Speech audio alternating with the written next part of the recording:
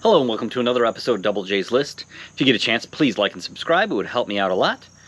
Today I'm going to talk about a little update on my LX470 Toyota Land Cruiser. I had an issue with the power steering. Just went out one day. I went to leave the house and went to turn the wheel. There was nothing.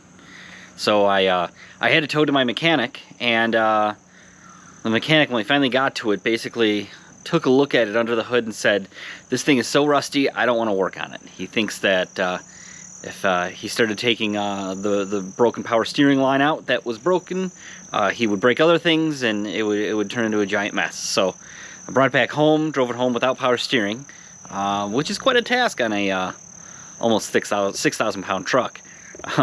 But I was able to fix it myself. So I'll show you what I did. First, I found the problem. It was this L connector that was part of a longer hard line. As you can see, it's pretty rusty. I'm going to try to zoom in. There's actually a little pinhole on the outside. I actually have a better photograph of it that I'll post up. But what I used is I have a pipe cutter that I use, the same one that I used on the air conditioning video.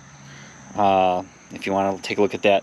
Cut the elbow off, because that goes to a rubber hose that was essentially the return line. So it's under pressure, but not a lot of pressure. And it went from down there. You can't really see it. And it's this hose that travels up right to here.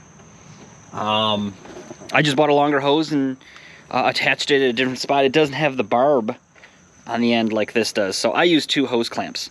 However, I did notice, as the mechanic said, that this does have a ton of rust all over the place, and it is kind of challenging to work on in a lot of spots. Like you can see, I'll put up a better picture of how rusty the top of the power steering lines are. I'm really concerned about those all going at some point. Another point of concern are the hydraulic lines right there for the suspension. Somehow that's still holding fluid. Pretty amazing. Down there you can hear I got the exhaust leak. I think it's coming from that side. My exhaust leak has gotten a lot worse. It sounds like it, you can take a look at these transmission lines, see how rusty they are. Basically the correct thing to do, I think, would be to replace anything that was a bare metal line or bracket on this truck, which I don't think is really that feasible. Somehow the brake lines actually look pretty good. One of them was broken before I got it, but the rest of these brake lines actually look okay. But anyway, quick and short update of it. It's fixed now and I'm able to drive it. I wouldn't trust it 110%, but it is what it is. We're gonna go from there.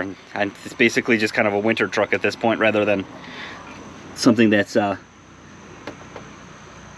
worth doing a lot of saving to. Anyway, thank you for watching. Please like and subscribe. Have a good day.